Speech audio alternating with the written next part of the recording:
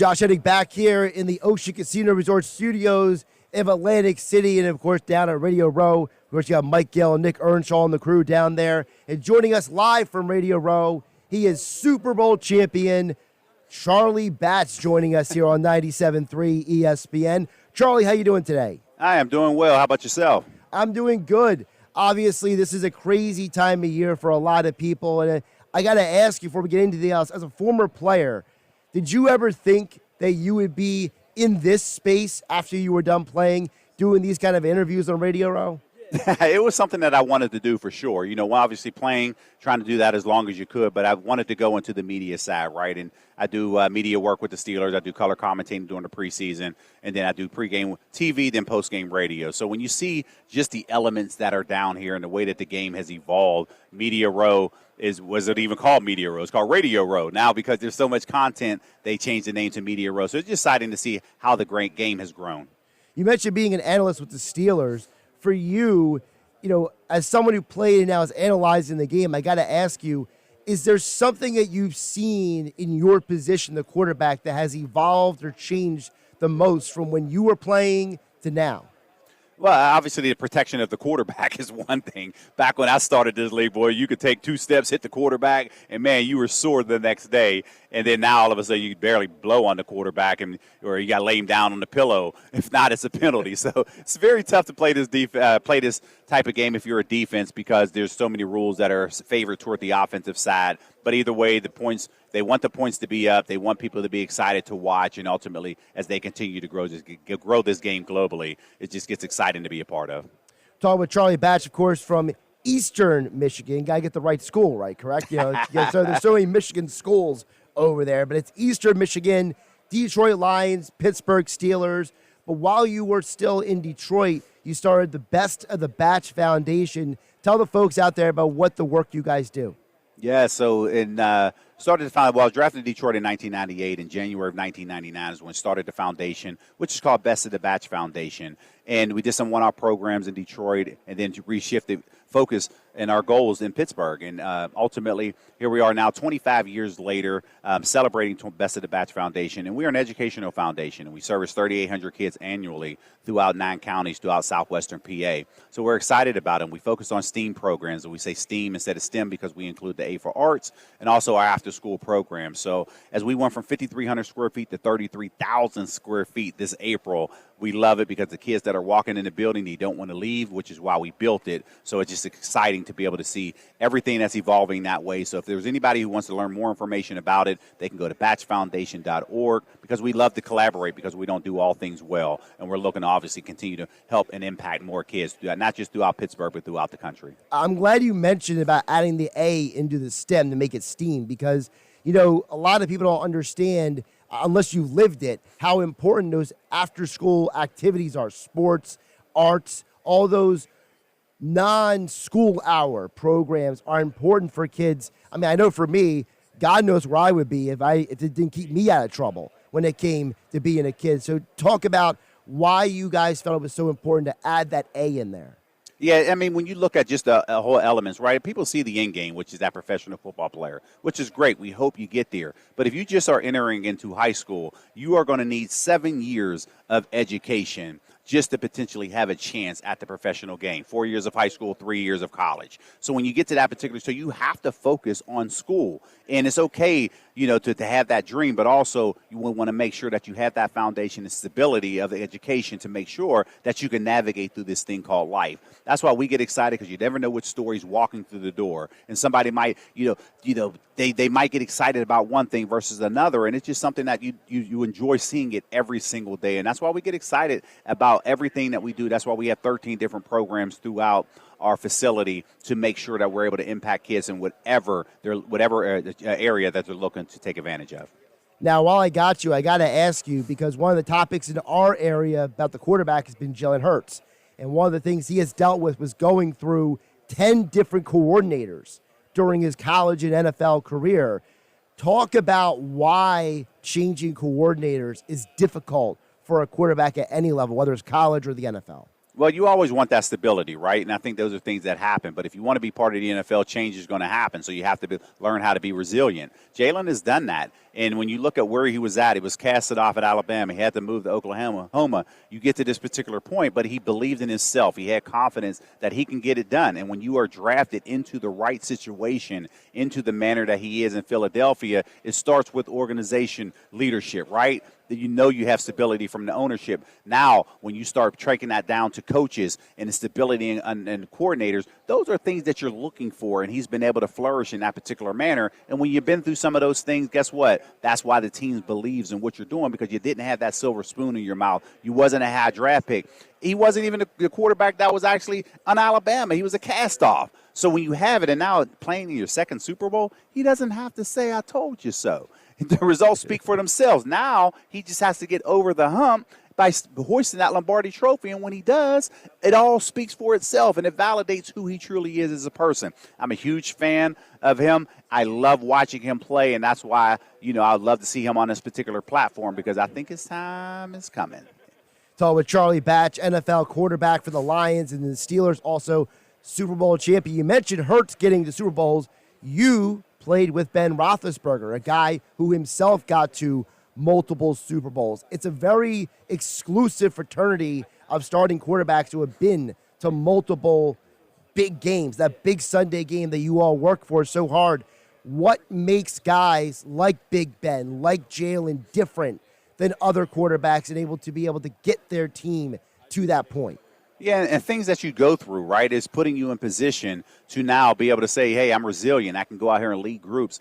But also when you're watching somebody in their young career, you want to see how they develop and flourish. And watching Ben Roethlisberger at that particular point, because he got drafted in 2004, but yet I was with him 9 of his 11 seasons. But when you watch him go through that Super Bowl run, things that he wasn't supposed to do, leading as number 6 seed on the road, knocking off and taking the toughest road to win his first Super Bowl, and then you just see how he develops his team as a teammate.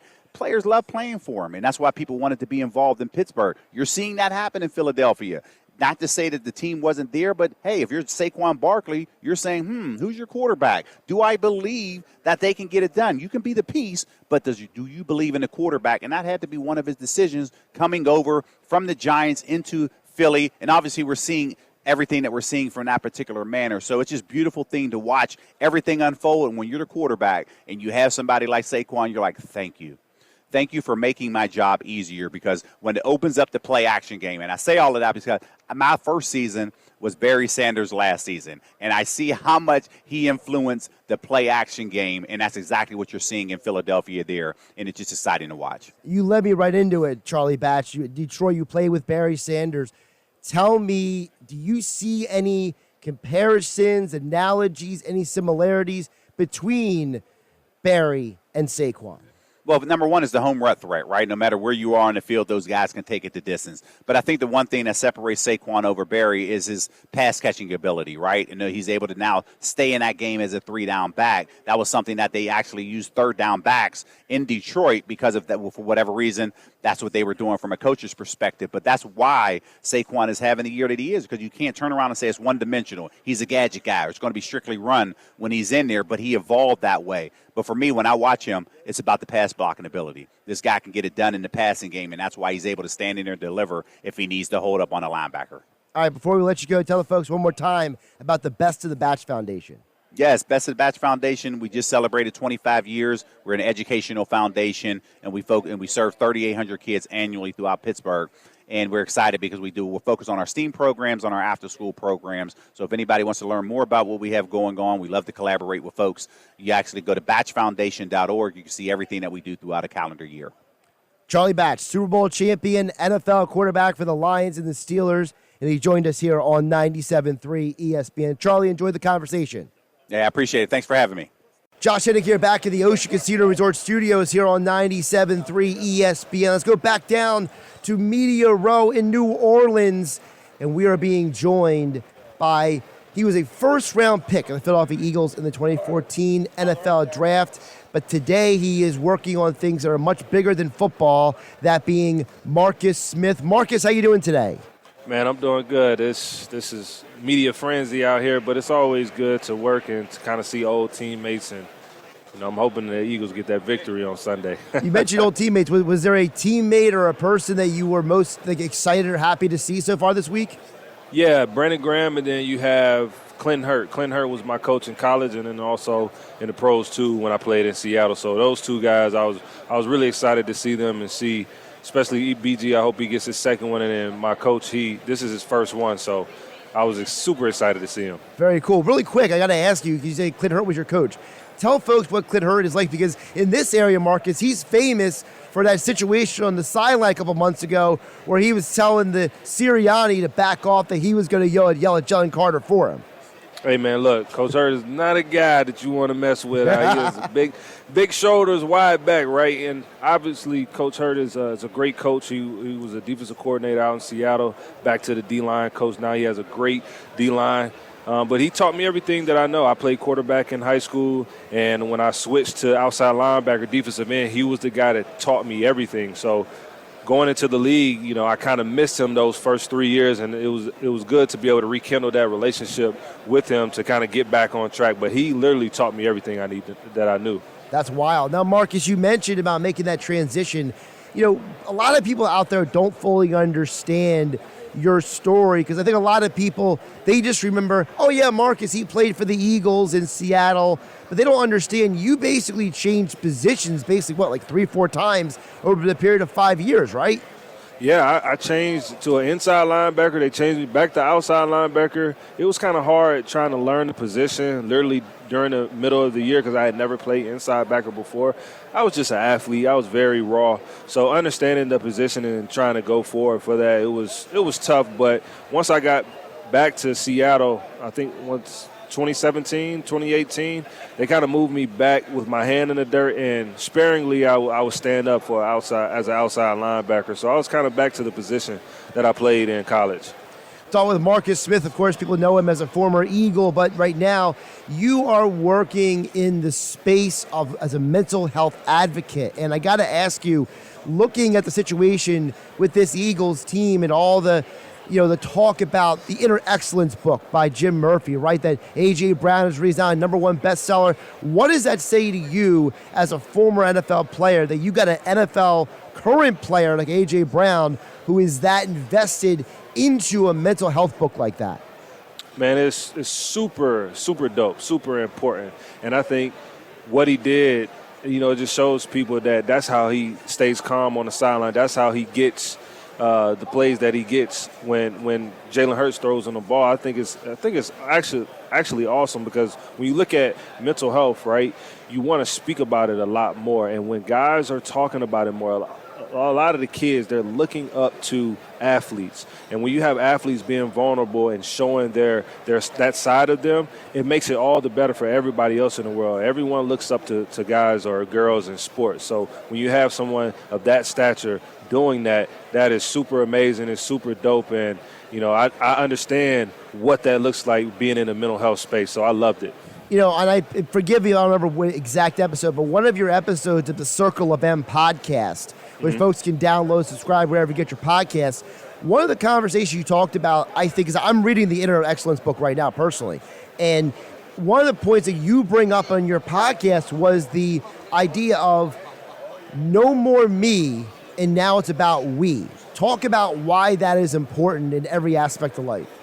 Yeah, because when you think about it, you always think you're by yourself, right? When I started this mental health journey, when I was going through the things that I was going through in Seattle, some suicide ideation, dealing with anxiety and depression, I was dealing with it on my own.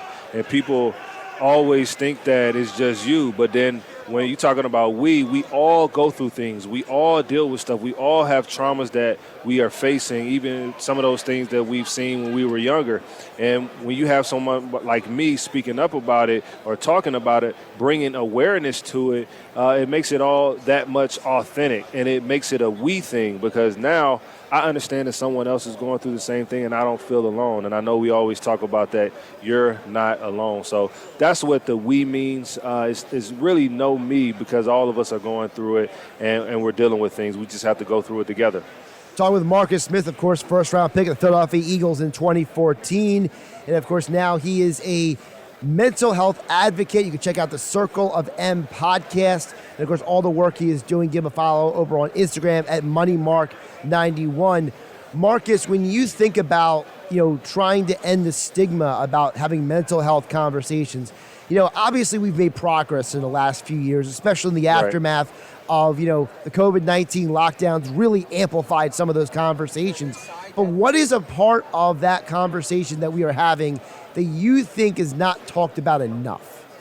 Yeah, I think when we talk about the conversation that's not being talked about enough is therapy, right? I think one of the things, or finding a therapist that's right for you, right? Because what we do know is that all 32 teams have a clinician on site, but it's really about, are the guys actually going in there to get treatment or get therapy? Like, one of the things that one of the guys told me is that they don't know if they want to go in there because they don't want the powers that be to know that they went into therapy, right? So bringing down that and making sure that they're going to therapy for, right? And I think it's really understandable and really good that all the teams have a clinician on site, but you have to, it's the camaraderie, it's the brotherhood to be able to actually go into the therapy room to get the help that you need. So I think that's the thing that we don't talk about as much. Like, players want to get the help.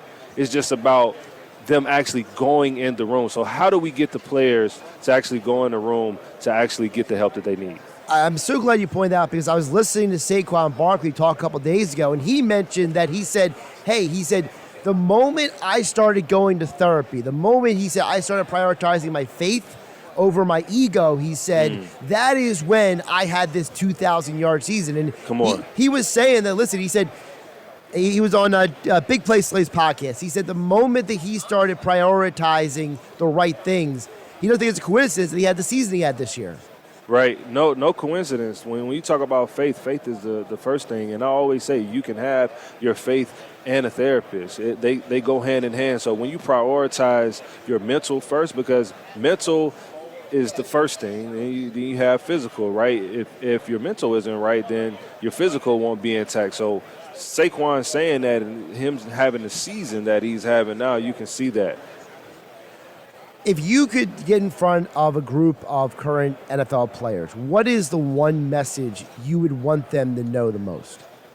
Well, I really would want them to understand their emotions. As a football player, we play a barbaric sport, right? And we have to be kind of crazy to play the sport that we play, right? We gotta have some screws loose a little bit. You know what I mean? So I would say to them, like, let's try to understand your emotions, like something as small as the feelings wheel, to be able to articulate your emotions. Because a lot of the problem is we don't know how to articulate what we're feeling to someone or to our loved ones, right? And so if we can scale back and just figure that part out, and when we ask, you ask for help and someone says, hey, what's wrong? A lot of times we say we're good because we don't really actually know what we're feeling or what's wrong. So I would just say, let's band together and try to figure out these emotions. Let's go get the feelings wheel. Let's talk through the feelings wheel so you can actually see what emotion you're having. He's Marcus Smith, of course, Eagles' first-round pick in 2014 NFL Draft. Check out the Circle of M podcast, as well as all the work he's doing with Circle of M, and of course at MoneyMark91 on Instagram. Marcus, I appreciate the conversation. Keep up the great work, my man. Man, appreciate you. Thank you. Let's continue our Super Bowl 59 conversation. Of course, you can hear the game this Sunday here on 97.3 ESPN. Pre-game coverage begins at 5 p.m. Kickoff at 6:30 Eastern. And, of course, don't forget you can hear the game also on the 97.3 ESPN mobile app for free. And our conversation right now with Super Bowl champion Tony Banks is being brought to you by Shore Physicians Group, Orthopedic Surgery and Sports Medicine Division.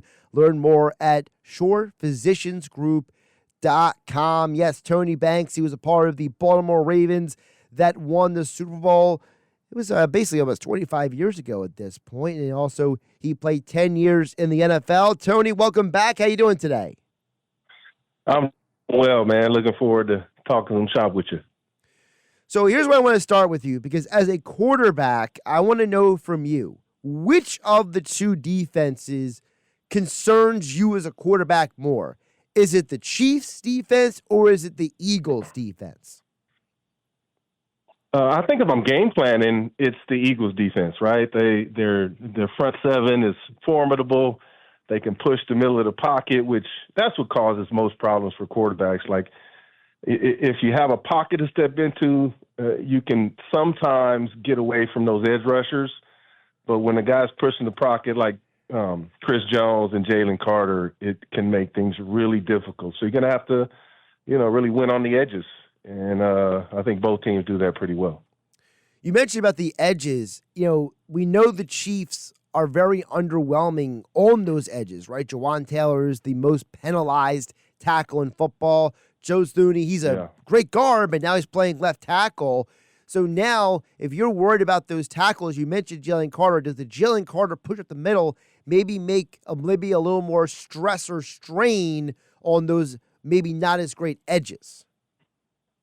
Well, I don't think the edge guys, the edge rushers, or the edge protectors are really going to feel the heat of those inside guys. But what makes those inside guys make those outside guys better is that you actually have to involve more interior linemen to block the interior guys. So you have a lot of one-on-one action outside. So who's going to win those matchups? Is it going to be penalties? Is it going to be, third down and longs? Who's winning on first and second down? So, the chess game that's going to be played is going to be interesting by both teams, to say the least. And we know Jalen Carter was the most double-teamed defensive lineman in the NFL this year. Tony, we talked about before, you and I, about this Eagles defense, Vic Fangio, and all that good stuff.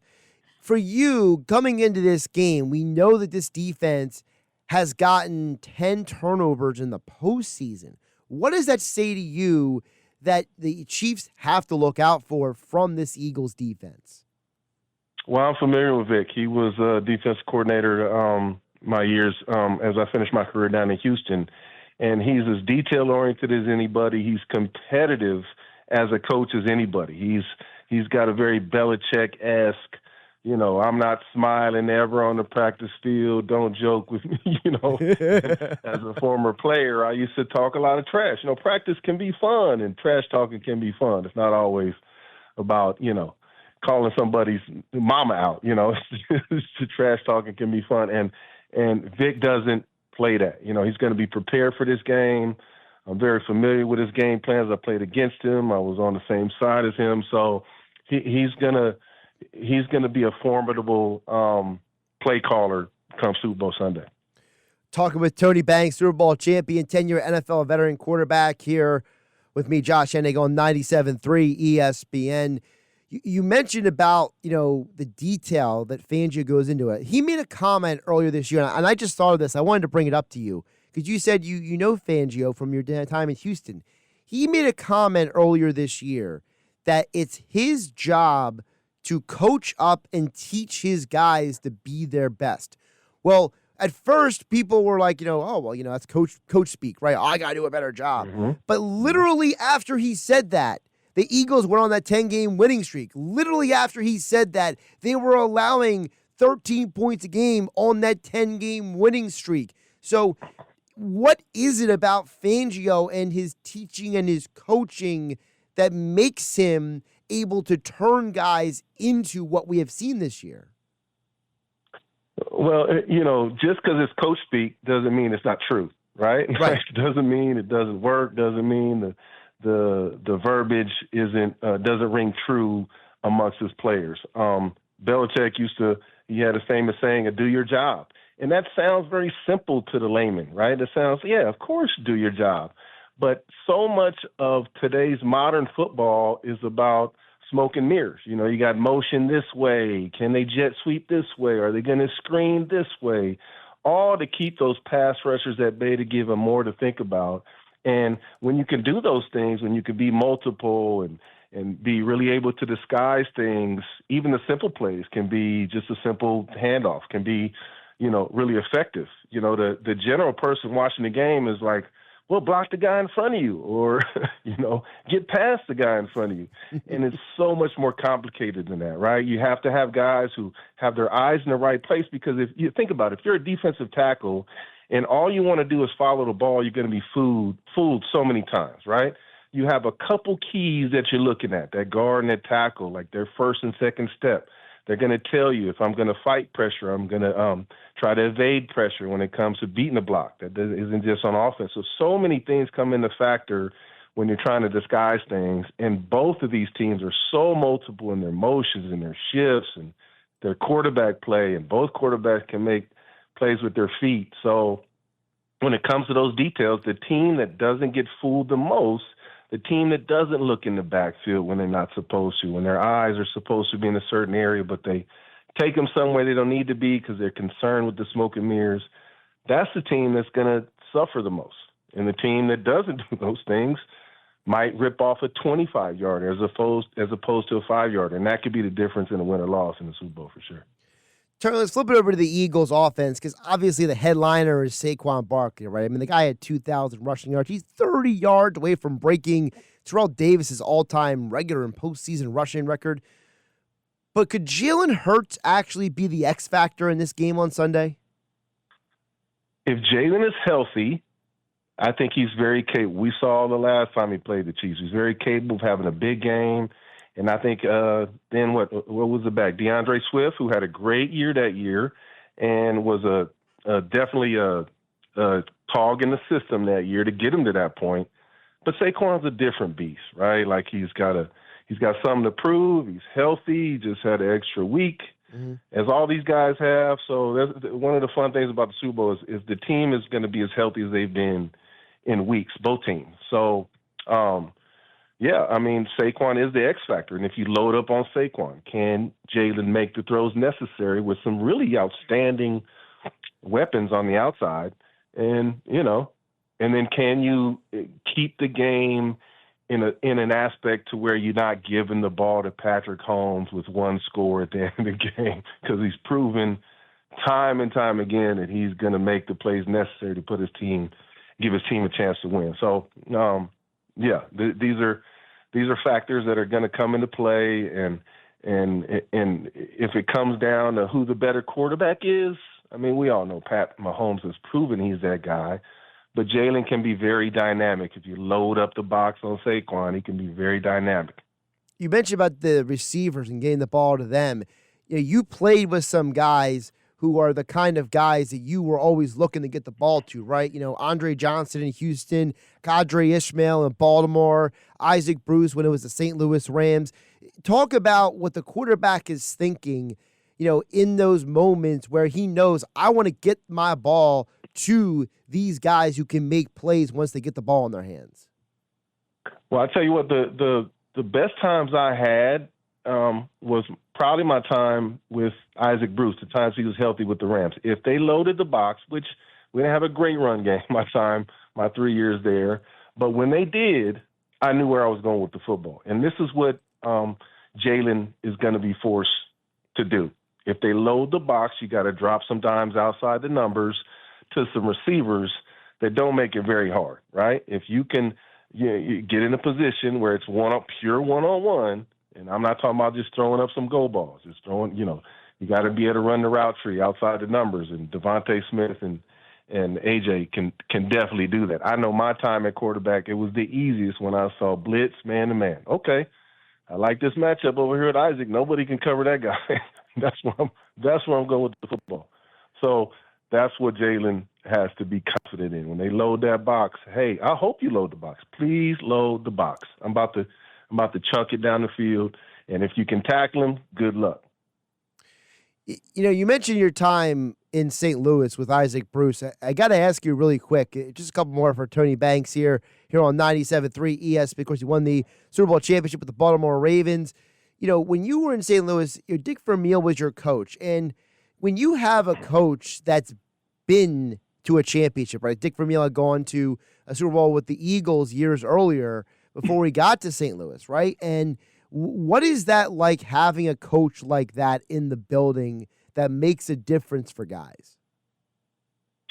Well, first off, Dick Vermeil is a different guy, right? He's a different dude, as they all are, as all the great ones are.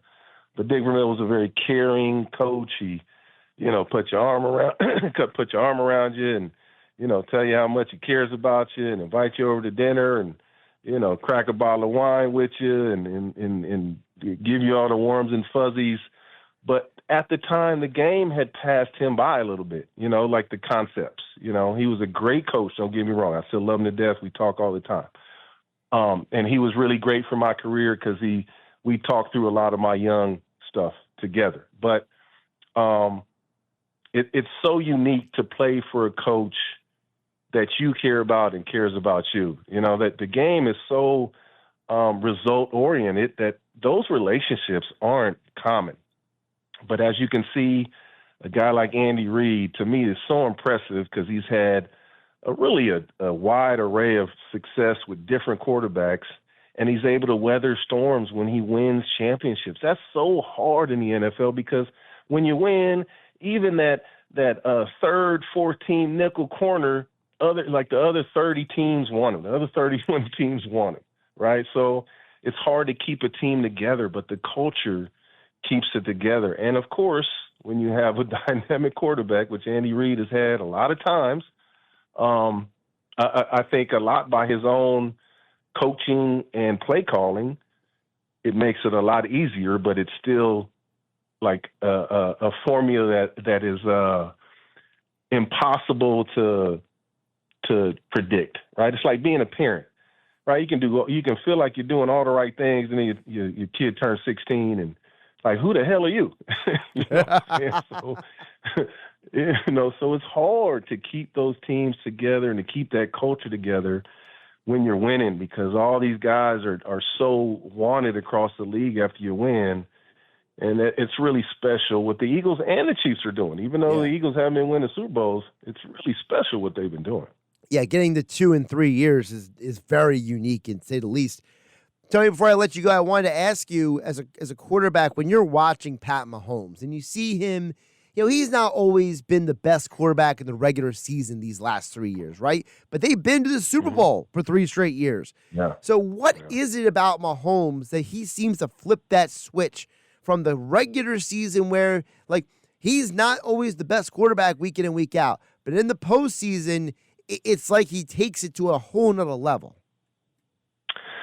Well, I was a multi-sport athlete, so when I get asked questions like this, I like to kind of parallel to other sports. So when it comes to a guy like Pat Mahomes, he can be Greg Maddux. I don't know if you know baseball. Oh, yeah. He can be Greg Maddux and paint the black and the two-seam fastball, even though it's only going 85, is going to move, 8 inches to get to the black. He can make that pitch. He can make the Randy Johnson, pitch that buckles your knees. He's got all these pitches in his repertoire. And, the great ones, when the pressure is on, when the game is the most important, I don't put Michael Jordan in any conversation. But when it comes to what Pat Mahomes has done, you talk about, is he lighting the world on fire during the regular season? But then you look at the personnel. Like, he is really special when it comes to, like, put anybody out there with me, and I'm going to get us to a chance where we can win every game. And we might not win them all. I imagine there's going to be a season or two sooner or later when he's going to lose some of those fourth quarter games, right? It's just, it's inevitable, right? It's inevitable. But the fact that he's able to put whatever pitch you need, whatever throw you need in the right time, I'm gonna get the out. I'm gonna get back to the dugout, and then the defense is gonna get us the ball. But it's this great kind of team culture and phase football that is even for the teams that root against him. You got to know how special it is. I got to ask you, Tony, if I let you go, you got a pick for the game? I am ready for the Eagles to get one. I want Jalen to get one because he gets so ridiculed about not throwing for 300 yards a game. But I think what he has done is so unique. He even going back to college, I think we've talked about this on this show before. Yep. Like, it's so unique what he's done to have won national championships with basically, throwing to the first receiver if he's open and then running, to turning into this NFL top-tier starter quarterback because he went back to the drawing board. That's what Jalen's going to do every year. He's going to go back to the drawing board whether he wins or loses, and I think that is awesome. He's not ever going to be Pat Mahomes when it comes to we talking about all that pitch repertoire. He's not going to be that guy. He's not going to be Josh Allen when it comes to being able to throw a 50-yard laser down the field off his back foot. He's not going to be that guy, but he's going to get back to the drawing board every offseason, every time he gets a chance to get on the practice field, and he's going to work on his game, and you're going to see improvement every year. And he's already getting his team to where they need to be. So sky's the limit, man. A lot of great stuff there. By the way, Jalen Hurts is now, I believe it's 89-22 as a starting quarterback between college and the NFL with 10 different offensive coordinators. So, it's kind of like the Al Davis saying, just win, baby, is Jalen Hurts. Tony Banks, of course, 10-year NFL quarterback, Super Bowl champion. You can give a follow on the Twitter X platform at Tony Banks 12. Tony, great stuff today. I appreciate you jumping on. Thank you, bud.